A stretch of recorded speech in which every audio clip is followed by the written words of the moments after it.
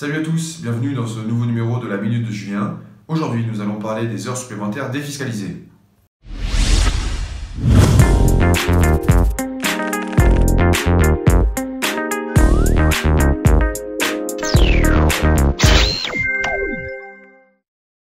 Les heures supplémentaires défiscalisées, c'est donc ce dispositif qui avait été créé par la loi TEPA en 2007.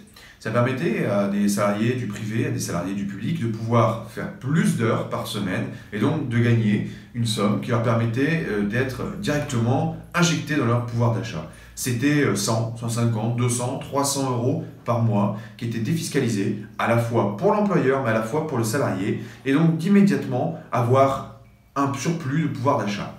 La pire décision qui a été prise en 2012 par la majorité socialiste a été de supprimer les heures supplémentaires défiscalisées. Immédiatement, cette majorité s'était attaquée au pouvoir d'achat des classes moyennes, au pouvoir d'achat des travailleurs, au pouvoir d'achat de celles et ceux qui font vivre notre pays.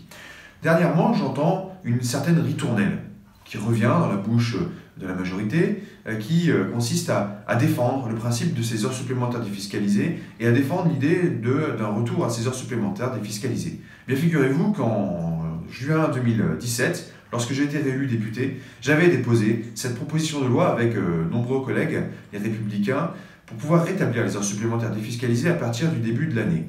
Puisque nos collègues de la majorité sont aujourd'hui prêts à défendre cette proposition de loi, bien moi je les invite. Je leur tends la main, je leur dis ne ratez pas cette occasion, passez tout simplement des paroles aux actes et votez pour ma proposition de loi visant à rétablir les heures supplémentaires défiscalisées et à donner du pouvoir d'achat à celles et ceux qui font vivre notre pays.